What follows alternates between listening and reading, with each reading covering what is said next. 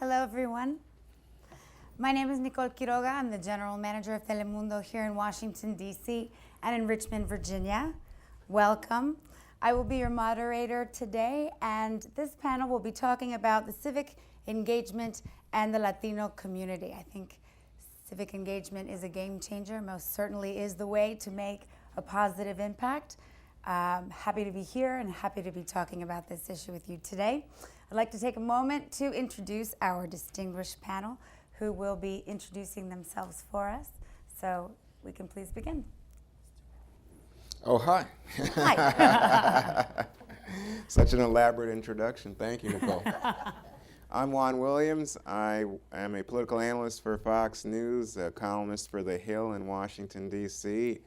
I live just on the district line on the other side of Montgomery County, so I'm one of your neighbors and very much in love with Montgomery County and the tremendous changes that we're seeing taking place there. I was born in Panama, came to this country when I was 4 years old, grew up in Brooklyn, New York, and now, as I said, live in Washington, D.C. Hello, I'm Nancy Navarro. I am currently council member representing District 4 here in Montgomery County. It's a real pleasure to be here. My district was, the lines were changed a little bit, and now I represent Wheaton, which is sort of the epicenter of the Latino community, so civic participation is a big, big interest of mine. I was born in Venezuela, and I came to this country first when I was 10 years old, and then came back when I was 17 to go to college, and been a resident of Montgomery County for 23 years. So look forward to the conversation. Hi, my name is Ana Sol Gutierrez. I am a state delegate in Annapolis. I represent District 18, which is the epicenter. Wheaton and Silver Spring, Kensington, Chevy Chase are the areas that I represent.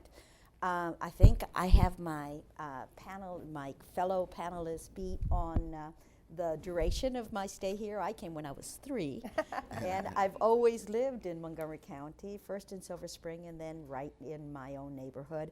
Went to school here and have my roots. My kids have been born here. So I am as Montgomery County-an as any Salvadorian could be. Thank you so much. It's such an honor to be in your presence today. I know the conversation, as we said, is really about the Latino community and our civic engagement here in Montgomery County and in general, overall. I know that you all have prepared some words for us in the way of presentation, so I'd like to begin that, and we'll follow that by a question and answer session. So if you could please hold your questions until after the presentation, that'd be greatly appreciated, and we can certainly begin when you're ready. Well, thanks, Nicole. Sure. This is a very personal topic for me. As I said earlier, I was born in Panama. And by the way, it's just a pleasure to meet Nicole, all of you. This morning, so many people came up to say hello. They watched me on TV or have read me when I used to work for the Washington Post for many years. So it's a pleasure to meet all of you. By the way, you know, it's interesting. People have come up to me and they say, oh, I used to listen to you when you were on NPR. And they always say to me, it's nice to be able to put a face with the voice. And in those cases, I bite my tongue because I didn't know what you look like either. It's a big surprise to me. But you guys look great. You look great. And now people come up to me and they say, oh, wow, it's interesting to put a body with the talking head I see on TV. Which is always interesting, you know, body with the head. I look at that lady and I think, I hope she likes the body, you know. So anyway, it's a pleasure to be here with all of you. And this is such an important moment because if you think about the tremendous growth of the Latino community, not only here in Montgomery County, but across the nation, and you think about the immigration debate that is such a key debate right now in our Congress, you understand the importance of this discussion about Hispanic civic engagement that we're having here today in Montgomery County. When I was a child, an immigrant from Panama, 4 years old, I can tell you, growing up in Brooklyn, I felt absolutely alone. I didn't think there was anybody else who was a Hispanic immigrant to the United States. And certainly coming from Panama, other people who spoke Spanish came from Puerto Rico, especially in New York. To some extent, there were some Cubans. and then, of course, Mexicans. But people from Central America, South America, that was a rarity. To show you how silly and how a child's imagination can work, I saw Juan Marichal, who was a pitcher for the San Francisco Giants. I said, oh my gosh, there's someone else whose name is Juan. And the thing about my name was, then people would make fun. They would say 1, 2, 3 and expect me to respond. I still get Christmas cards, Merry Christmas, one and all, that kind of thing. So, it was just reassuring that there was a larger world out there. But as I have grown older, I must say I've come to understand that that community, as fragmented as it was in the American sense, not black, not white, but people who came from a wide range of countries to the United States and didn't understand that immediately they would be lumped together as the Latino community and expected to identify with each other across lines of nationality and even race and language, was a challenge. And it's continuing to be a challenge in terms of unifying the Latino voice in America. Now, for me, I must tell you, I don't even remember becoming an American citizen. And that's because I came here at such a young age. When my mother was naturalized, I automatically became an American citizen. So I never had my one little moment of waving the flag and standing there in my nice clothes. I always thought to myself, well, I want to be an American. I expect that I am an American. I grew up in America. I'm educated in American schools. But of course, the way the wider world sees you at times is at odds with that. And people want you to identify with the existing system, black, white, where are you from, et cetera. And you think, okay, well, I'm going to try to fit into this system. And my mother was, they talk about, what do they call them, tiger moms, Asian tiger moms. So I had a Latino tiger mom, right? And she was like, you're going to learn how to speak English. You're going to learn how to write English. You are going to learn how to succeed in this system. I run into academics today who say, this whole thing with assimilation, we're not sure about it. Why can't we be who we want to be? Why do we have to assimilate into this structure? And I think my mother would say, you are crazy. He is going to succeed in this structure right here, right now. This preamble that I'm giving you is because when I think about civic engagement, I think about how reluctant some people in the Latino community are to see America as their own and the political power structure as needing to respond to them and their desires and their needs. Instead, they think, well, this is the U.S. system, or this is someone else's system, or this is not really mine, it's not the way things worked back at home, etc. This has been slow to come. The Cuban community has been very strong and very clear in making the point that they are anti-Castro. And that has had a strong resonance in terms of American politics through the years. The Puerto Rican community has not been as strong. Of course, arguments over whether or not they should adopt statehood or remain as a separate entity, even as they are an American protectorate. But in the larger scheme of things, it has only been as the Hispanic community has grown, now exceeding the black community and being the second largest minority group in the country, that the politicians have come to understand that they have to respond to the needs, the desires of the Latino community. And it's only really in this generation that we have started to see elected officials able to rise to positions of power like this in America today, again, because of the rising numbers of Latinos and the rising sense that, yes, this is our power structure and we can participate, become engaged on a civic basis, and expect that our people who look like us, who represent our desires and needs, can have a place of power in the political structure. One last point on this before we hear from my fellow panelists. We have an ongoing debate, as I mentioned, in terms of immigration. It is a crisis point, a flashpoint for the Latino community. And on one level, the crisis creates opportunities. Opportunities in the sense that you see people who otherwise feel like, well, I'm not sure that this is my power structure, now saying, no. When it comes to deporting my mother, my brother, my friends, You've gone too far. I'm going to get involved. I have something to say about this. You see people engaged in hunger strikes right on the mall in front of the U.S. Capitol. And it's not viewed as something that's strange or different. Instead, you see Nancy Pelosi, the former Speaker of the House, the Democrat. You see people from the Republican side come down. You see the Vice President come down. You see the President of the United States make a visit, again, acknowledging not only the civic engagement and that the political structure understands now this voice coming from the Latino community, but that really change has to come. Nonetheless, what you see is that there are people who are reluctant to embrace this change and people who are stalling in terms of immigration reform in the country. I think this is part of the larger story of people who are resistant to the emergence of a Latino community that is engaged civically and making demands on the political power structure. Let me stop there and say that I think that the opportunity, though, the flashpoint, the crisis of immigration reform, is bringing more people to the forefront, especially younger Latinos who might have previously said, well, I'm not so sure, I'm not sure I'd be welcomed, how will I be treated, will I be accepted in this American system? I think people are now saying, no, I am going to be accepted and I will force my way in. Thank you. Thank you, Mr. Williams.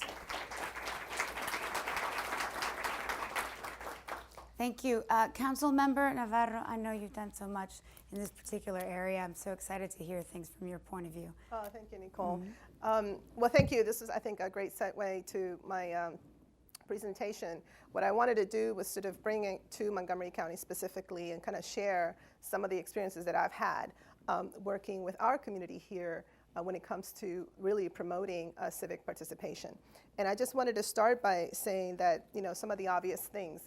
One of the biggest challenges, I think, for our Latino community is that, of course, in our home countries, civic participation is quite dysfunctional, right? The civic process really, truly, in some places doesn't even exist.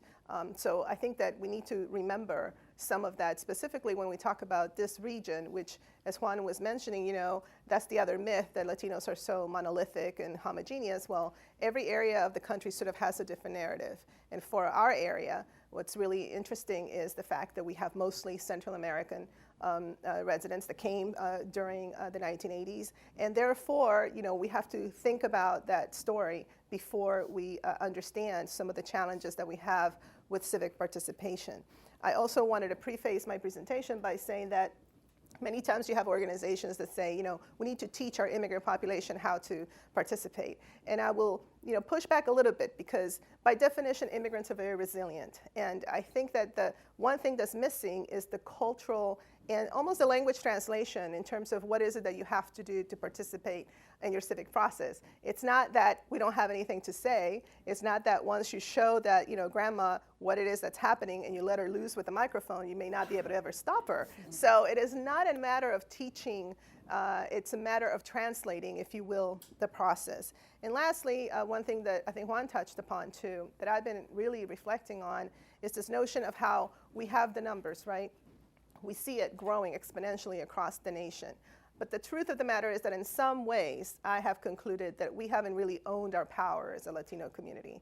And I don't know if it's a matter of the fact that we are sort of, as a culture, real grateful for all the opportunities, or maybe it's a matter of just being, a lot of manners, well-mannered, et cetera, that we're not out there just really in a very aggressive and assertive way, demanding what it is that we need. So we need to teach, I think, especially our young people, to own their power. Now we have the numbers, but unless we internalize that ownership, we're not going to be able to exercise it the way that we should. So starting with the presentation, and hopefully I can kind of do this, I just thought it was very interesting, at least for me, to reflect on the changes here in this metropolitan area. From 1980 to 2010, the Latino community grew by 707%, which to me is just startling. Here in Montgomery County, this is the first year that our incoming Latino kindergartners have surpassed any other group. And that's just going to continue to be the trend. So it's really extraordinary what's happening in this region, because when I visit with colleagues in other parts of the country, there's this sort of, we're underestimated a little bit in this region, sort of like, oh, you guys really have Latinos there? Well, we have called the triple-digit growth. And that is very, very, I think, significant.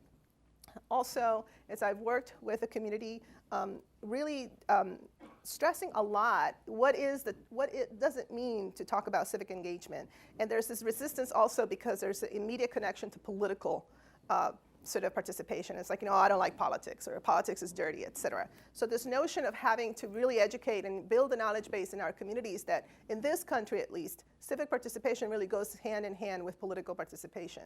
And that unless you do both, many of the issues, as Juan was saying, for example, immigration reform, unless we do both on a national level, we're going to be here 10, 20 years from now kind of talking about the same issues.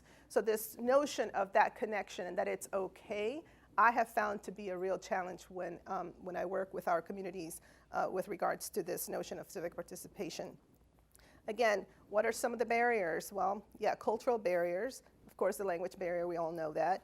Immigration status, I mean, there's still a lot of myth out there for, what could happen if you get involved in this protest and this demonstration, et cetera.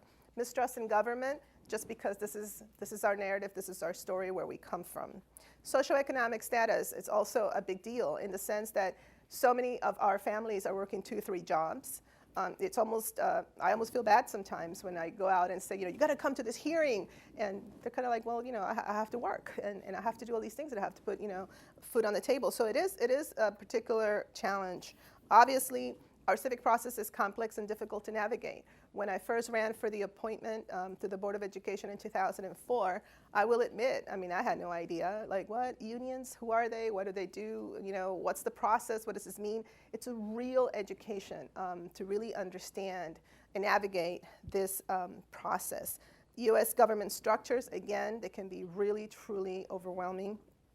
And the leadership, that is not reflective of the community. You have sitting right here the 2 Latino elected officials from Montgomery County. And we have half of all the Latinos in the state of Maryland. So we got to change that. It is truly amazing. And it makes a difference. And it's not a matter of, well, you got to be Latino in order to represent a Latino community. It's a matter of, you got to understand the issues front and center. You got to be there. You got to be present so that you can put them up on the table. Because, as it was said before, what's happening now, let's just be truthful. The census has spoken. And you would think that that would lead to much more understanding and changes, policy-wise, et cetera. I think it has closed a lot more doors because people are seeing the projection of demographics, and then it's all about, who controls what. It's becoming more difficult, in my opinion. So we have to work even more to elect people that will speak for us, understand what our issues are, and move those through. The anti-immigrant sentiment that alienates immigrant population is real. So those are some of the barriers. The opportunities that I have identified as I've done some work in this area is that, first of all, very important to build a knowledge base. I think that sometimes we skip that, and so we mobilize people, we don't organize them, right? So you mobilize folks for a rally and you say, señor, ¿usted qué está haciendo aquí? Bueno, I don't know, me dijeron que viniera. I told them to come and have, some pizza here. That's not going to help us move forward. We have to spend the time and this patient work to build the knowledge base first, and then begin to do the mobilization.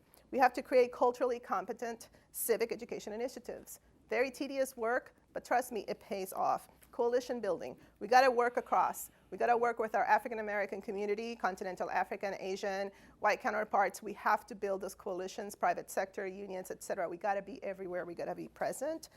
Providing mentorship opportunity is really key. Networking opportunities and empower our communities to take action. I think that goes hand in hand with owning our power.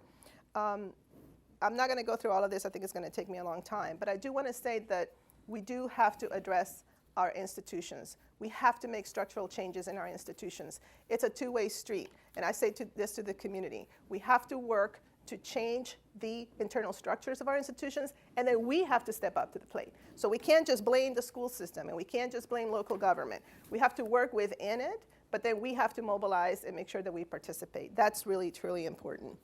I just wanted to speak very briefly about the Latino Civic Project. It's an initiative from my office. To be honest with you, a lot of people have looked at that and thought about it a little bit suspiciously. Why is she doing this? Is this political, et cetera? I just got tired and I decided, as long as I'm in this office, I am going to provide as much access as I can to this community that has been shut out for so long. And so we launched, I hired somebody who does grassroots organizing. Actually, she came through the Nicaraguan revolution, and I think she's got amazing skills. And she's out there in the community, and we've seen some extraordinary results. We have seen people who have come to participate in different roundtables. We had the White House Community Action Summit 2 years ago. You have seen right there, folks that have come to testify on land use issues and really have made a difference. It's been really extraordinary. And so I only have 1 minute left, but as you can see, some of the lessons learned is basically that the community needs to witness tangible results, and it's important to connect the dots. Respect should always guide the foundation of the work. In order to yield results, work needs to be patient but thorough, and we need to connect with all segments of the community. And we're still going strong with our Latino Civic project. I invite all of you to help us as we continue to multiply this. I wish we could do it countywide. Right now I'm focusing on District 4 because it's the district I represent. But we do have people from other parts of the county who are participating. And I think, I said to myself that I will know that we were successful the day that I look out into every single hearing in our chambers and I see our community represented. And I see that happening over and over again. And that's when I'll know that we have succeeded with this type of effort. Thank you so much. Thank you, Council Member Nancy Navarro. I know that leadership is really based on leading by example. And I think that's absolutely something that you've done. So thank you so much for your inspiring words. Delegate Ana Sol Gutierrez, your thoughts. Thank you. You're Thank you welcome. very much. It's hard to come the third after, I think, very insightful comments. I think what I'm going to do is give you my personal perspective as I've traveled through the journey of being an immigrant from a very young age here and the changes that I've seen. There's a saying in Spanish that says, más sabe el diablo por viejo que por diablo. It means the devil knows more, not because he's the devil, but because he's old. And I think what I really have been very fortunate to have seen dramatic, huge change in what the face of this country has been since I first came.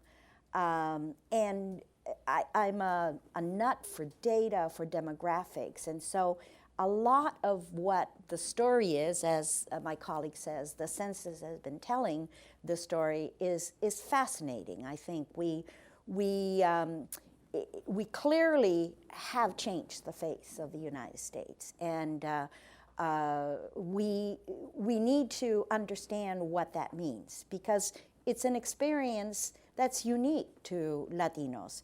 It is not the type of migration that there was earlier on, where people absolutely left behind the old country, came here, the melting pot concept. I think for Latinos that has not been the experience. One is that we have been part of kind of modern communications, modern travel.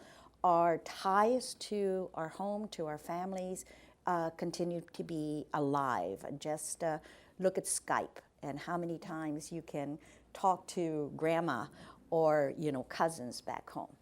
But let me just briefly kind of reflect a bit on what were my indicators. As I said, I came very young. And we came in what I would say is a very privileged position. My father was in director at the World Bank and the IMF. So we did not have what more is commonly understood to be the immigrant experience. And I would say that probably the one definition that made my world at that time was that we were very few. When I graduated from high school, there were 2 Latinos, myself and the son of the Argentine ambassador. There are people who know me who didn't even realize that I was a Latina. So what happens in that kind of an environment? You get lost. You get absolutely absorbed. And that is what happened to me. I became as much of the mainstream student as anybody else. And in a way, it kind of robbed me of that history and the cultural heritage. My parents did a wonderful job of maintaining that, but there was a point in time almost when I didn't speak Spanish. And yet, as I continued having more experiences, I began to really understand what was that cultural richness that from which I came. Kind of rolling back a bit the historic clock, what happened here was the result, I think, of the terrible civil wars that we had in Central America. And they had a direct impact on Montgomery County, and they had a direct impact on me as a Salvadoreña, as a Salvadoran. We are by far the largest group in Montgomery County, the largest Latino presence, and it was really the roots of the Civil War that forced so many people to leave our countries. In Guatemala, Honduras, Nicaragua, all had similar experiences. And why Washington? Well, it had become a mecca. That it was this push-pull of immigration. People had a cousin, had a sister, had someone here, and you arrive at a friendly place. Well, that friendly place really has grown and grown and grown to the extent that now you really are quite at home within the Latino non-English speaking community. That has its detriments, of course. You can be here for many years and really not have to learn the language and not have to engage with the rest of the community. And I think that this has had a limitation on our becoming fully engaged civically and politically. But it's a fact. I think we are defined by something that I keep on repeating, that it's the numbers, stupid. Our numbers continue to grow. And that is what has been defining us in our surrounding here. I just had the opportunity to go with our governor to El Salvador. And I was quite surprised, one, that he had never been to Latin America, never traveled to, not even to Mexico as a young college student, which I think is the first experience for many. He was there 2 days, very short time. We went immediately to, he's very Catholic, wanted to see Monsignor Romero's tomb. And then we went to visit where the Jesuits had been killed. Tragic. In those 2 short visits, I think he understood for the first time what it had meant for this huge population of Salvadorians to come here, and why we're still very much reflecting what it was that brought us here. And we reflected in many ways. Obviously, poverty was existing then, it still exists. What does that mean for a population that arrives here without all of those wonderful benefits of a strong education, a strong wealth base? Is that you have a population that starts from scratch, that has to struggle to make life better. And yet that is the characteristic that most of us recognize of the Latinos in the area. Strong work ethic, strong commitment to work and to improving. But I think that has had that limitation that I talked about into civic engagement. It's different from the Cuban experience, that the minute that a Cuban touches U.S. ground, gets handed a green card. 5 years later, they can become a citizen. We have people from Central America, from El Salvador, that have lived here 14, 15 years. They're settled here. They have children here. And yet they've been under a status that has to be renewed every 18 months, this temporary protected status. It doesn't really allow them to consider that they are indeed part of this society. Many others don't have even those papers. So the immigration as an issue is much bigger than what we see the debate at the federal level. And it's understanding it at that human level that I think is so important. I am so proud of those dreamers that have demonstrated, I think for all of us, the courage that it takes to be civically engaged.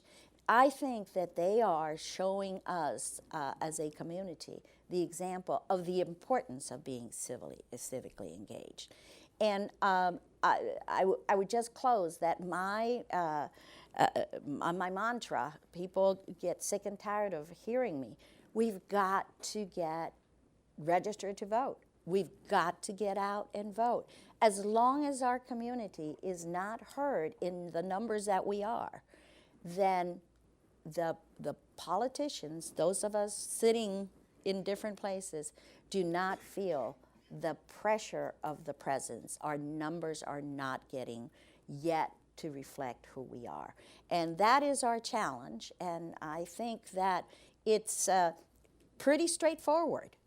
We need to make sure that those opportunities, that those messages, that importance of our participation is evident throughout. The media are wonderful at those opportunities. It's wonderful to have elected officials that look like us. That is a pull for more engagement, but we're still not there. So hopefully with all the work that we are doing, my colleague with her Civic project, and this kind of program especially will help us get to that place where we need to be. Thank you.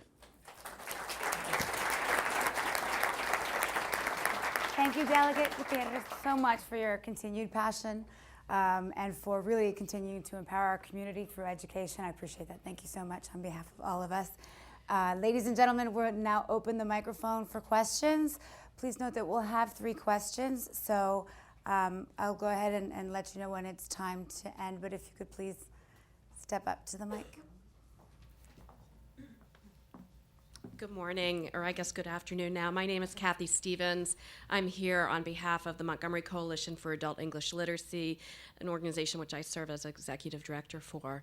So I'm particularly interested in the intersection of language acquisition and civic engagement. We serve over 20,000 people in the county teaching English. And probably just over half of those are Latino. And also, most of them come to us with identified goals that they would like to learn English, mostly so they can communicate on a daily basis and get a job. So that leaves civic engagement, I think, somewhere down the list. Yet I think civic engagement on some of the most basic levels, we can help them. It's within their English classes, it's within their neighborhoods. And I'd be interested in any of your additional thoughts on any other things that we can do to help build those networks across language boundaries and how we might work with our learners to do that. I'd appreciate any of your further thoughts specifically on that intersection of language acquisition and civic engagement. Well, if I can just jump briefly, there's nothing more important, I think, for our community than to become fluent English speakers and the knowledge of English.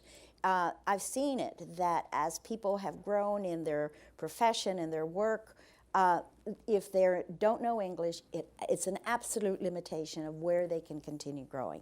One hope, obviously, is that their children are not going to have that limitation. But what you do is absolutely necessary. There are not enough opportunities. I just had a gentleman stand at 5 o'clock in the morning in line for a line that opened up at 9 a.m., and there were 400 people already in line at that time. We have to be able to provide better services for the people that are truly in need for those. Kathy, I would only add that I think it would be great when we talk about ESOL, especially for adult ESOL, a lot of conversation around context-based learning. And so to the extent that there could be some type of unit that covers the basics, who are your representatives, what is the government like, why do you need to be involved? And what we find is that when we try to make that type of connection, a lot of the community members, you know, it's like a light bulb goes off, right? And when I say it's the difference between driving down the street and saying, oh, look at that massive building right next to my house. How did I get there? And, oh, wait, I can be a part of that process. And so to the extent that there can be those opportunities, that's critical. But obviously, it all comes down to funding, you know, and we have worked very hard at the state level to remove the cap that can go to colleges. Locally, we have, you know, increased as much as we can. And I am hopeful that this budget will include additional funds, because that is another myth, as Delegate Gutierrez was saying, as if our people don't want to learn English. That's the number one, you know, wish is learn the language. We just don't have enough. Absolutely. That easily. Yes. Absolutely. Thank you for what you do. Thank you. Buenas. Hi, I am Milagros Vélez McGuire. And Juan, the last time I heard you was at the Cafecito at Mios, where you were trying to get us, the Latino community, to listen in to Fox News. Oh, well, I'm still, you know, I'm still trying, but it's difficult. I want to follow you, but it's hard. At any rate, ladies and gentlemen, thank you for your presentation. And of course, a big, big thank you to both my women here, especially to Ms. Navarro, who helped pass that minimum wage. That is so important for us as women. As women. And please continue the good work. And Ms. Gutierrez, so Delegate Gutierrez, I am so glad that you're working with that census. I hope you still are with the Census Board, and that I understand we're in the pilot project. I just heard about it this morning, and I said, well, I'm sure that Ana Sol must have put in at least 1 grain of rice in there.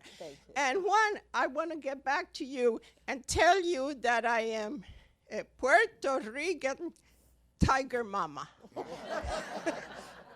And I'll leave it at that. But my daughters are going to make it here and now. They were born here, but they had the good fortune of having a Puerto Rican tiger mama. Thank you so much. Ladies and gentlemen, one final question. My name is Riojas. I think it's excellent, these panels. I think it's a great opportunity to discuss the spectrum that is the Latino community. I love that you talked about the varying, both of you, Nancy and Ana, talked about the varying, I guess, degrees of status, because I think in the news we often hear either, you know, the undocumented status, or we hear that, you know, people who are citizens. And there's a broad category in the middle that is just invisible. As someone who came here when I was 4, so similar to you, Ana, I did not see, I think my family did not see the benefit of becoming naturalized, because it's cost prohibitive. By the time I got naturalized, I was 28, and I actually did the application for my whole family. We're 8 people, so it's a lot of people. Wow. And it was almost $1,000. And what I noticed was that the only differences that I saw in becoming naturalized were A, to be able to vote, and B, if I wanted to have some high security clearance job, I would have to be a citizen post 9/11. So really it comes down to the vote. And as we talk about, well, we have to get registered, and oh, we have to get, you know, help the undocumented workers, people to become, you know, fully here. They're here, you know, finding ways to bridge that gap. But we also have to talk about people who have been here since they were children that have not been naturalized because they don't see the benefit and they only see barrier after barrier after barrier.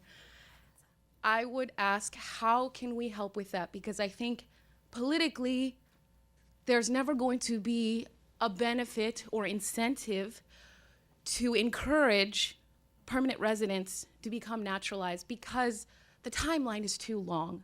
If I'm running for president, I can't say, hey, permanent residents, get naturalized and get back to me in 5 years when I'm no longer running and vote for me. There's no incentive there. So it's up to us as Latinos to say, let's help the whole community and let's get people down that 2-year process of getting naturalized. And I would ask, you know, I'm sure you guys have a perspective on how can we help with that? Where can we start? The other thing that I just wanted to mention is that there's going to be the Montgomery County Democratic Central Committee is going to have a summit in the spring. And I think a lot of what we're trying to do is to have a point of education, like everyone has discussed, on how to become more engaged, how to get registered to vote, and all along the spectrum. I would encourage people to go to the website and look that up and come. Thank you. Awesome, that's great. Just very quickly, I would only say that you're absolutely right. I think that we need to recognize that more and more and think about ways that we can provide funding even to help and you know, promote that. The second part is that we also have to talk a lot about this issue of collective to the consciousness, right? That as a community, we have to help each other. And so, you know, if I'm not able to be a citizen right away, perhaps I can make sure that I'm very vocal so that that person that can also support some of my issues, right? And I always say, you know, there are many that can't right now, the 11 million that we talk about, but it is up to us that we're able to become naturalized, to exercise that right for them.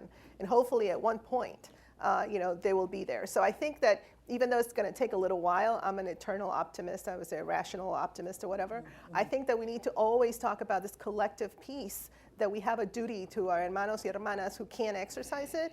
You know, if we are able to do it, how dare you stay home and not get registered and not vote, right? Yes. So the more that we can talk about that and encourage our young people who are born here to do that, I think at some point you'll see the, you know, that shift happening. And but we have the numbers behind us right now, so we need to get out there and do it. And if I could just say that this year is an election year. There's going to be openings for all positions in government in the state of Maryland. Yet we have very, very few participation of candidates, new candidates that are Latino. Our bench is empty. I think we need to do some huge, massive propaganda effort. If we can't get candidates, it's still possible for you to sign up. The deadline, it hasn't passed. But when I looked at the last elections, we had here in Montgomery County, as Democrats, thousands of Latinos that were registered to vote. 900 showed up and voted. So we're underperforming. We need to raise that consciousness of participation enormously, and I think we can do it neighborhood to neighborhood, friend to friend, because that's what we absolutely need to do, and we need to do it this year. Thank you very much. I think the fact that we're all here today is an excellent start. So Absolutely. Thank you. Thank you. Thank you very much. Ladies and gentlemen, that concludes our panel for today on civic engagement and the Latino community. I'd like to thank our distinguished panel. And if I could ask you to please stay seated momentarily, that would be great. Once again, thank you for your participation.